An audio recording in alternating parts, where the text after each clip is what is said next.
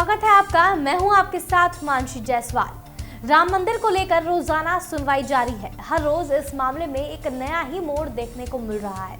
देश की जनता इस केस पर अपनी नजरें गड़ाए हुए है कि आखिरकार सालों से चल रहे इस मंदिर मस्जिद विवाद में जीत किसकी होगी।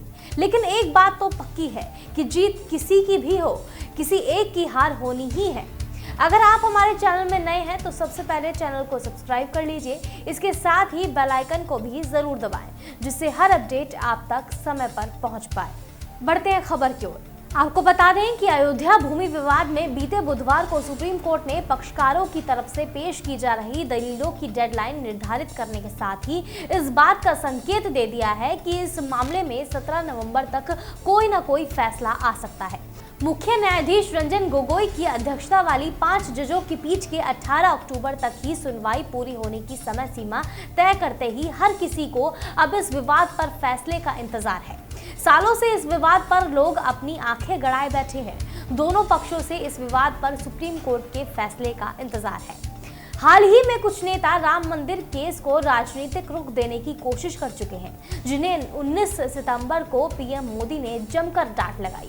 पीएम मोदी 19 सितंबर को महाराष्ट्र के नासिक पहुंचे थे, जहां पर पीएम मोदी ने राम मंदिर पर बेतुके बयान देने वाले नेताओं को फटकार लगाते हुए कहा था कि आप लोग सुप्रीम कोर्ट को फैसला लेने दें। पीएम मोदी ने कहा कि राम मंदिर पर ऐसी बयानबाजी करने वाले लोग आते कहां से हैं। ऐसे में मैं लोगों से विनती करना चाहता हूं कि भगवान के लिए न्यायपालिका पर भरोसा करें। सुप्रीम कोर्ट जिस तरह से इस बार इस मामले की सुनवाई कर रहा है, उसे देखकर तो ऐसा ही लगता है कि अब इस मामले पर कोई बड़ा फैसला आ सकता है। राम मंदिर मामले पर 20 सितंबर यानी आज 28वें दिन की सुनवाई हुई। राम जन्मभूमि बाबरी मस्जिद विवाद अब जल्द ही खत्म होता नजर आ रहा है। दशकों से चले आ रहे इस केस में अब सुप्रीम कोर्ट जिस तरह से रफ्तार दिखा रहा है, उसे देखकर तो यही लगता है कि राम मंदिर विवाद इस साल खत्म होने वाला है। इस केस को जल्द से जल्द खत्म करने को लेकर आज की सुनवाई के दौरान सुप्रीम कोर्ट ने कहा कि अब इस मामले में सोमवार से रोजाना 1 घंटा ज्यादा सुनवाई की जाएगी।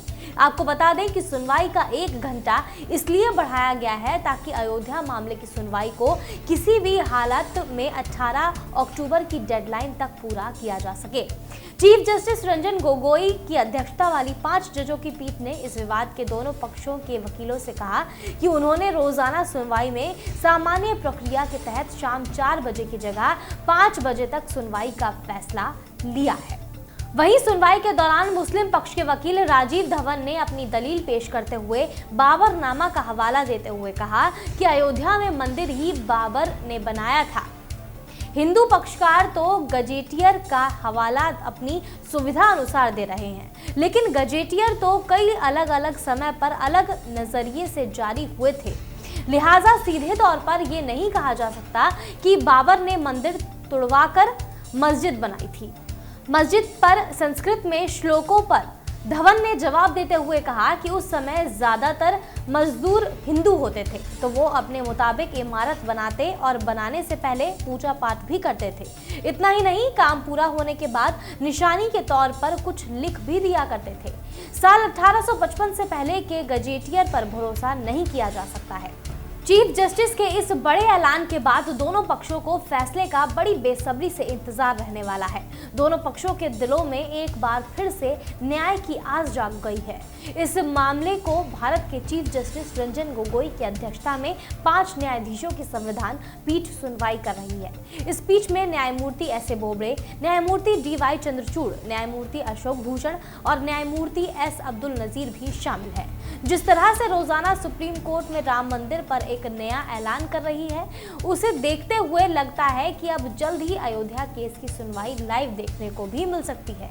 अब इस मामले की अगली सुनवाई सोमवार को होगी। फिलहाल के लिए इतना ही। ऐसी और देश दुनिया की खबरों के लिए आप हमारे चैनल नेट्रिक न्यूज़ को सब्सक्राइब जरूर करें और वीडियोस को लाइक और शेयर करना ना भूलें।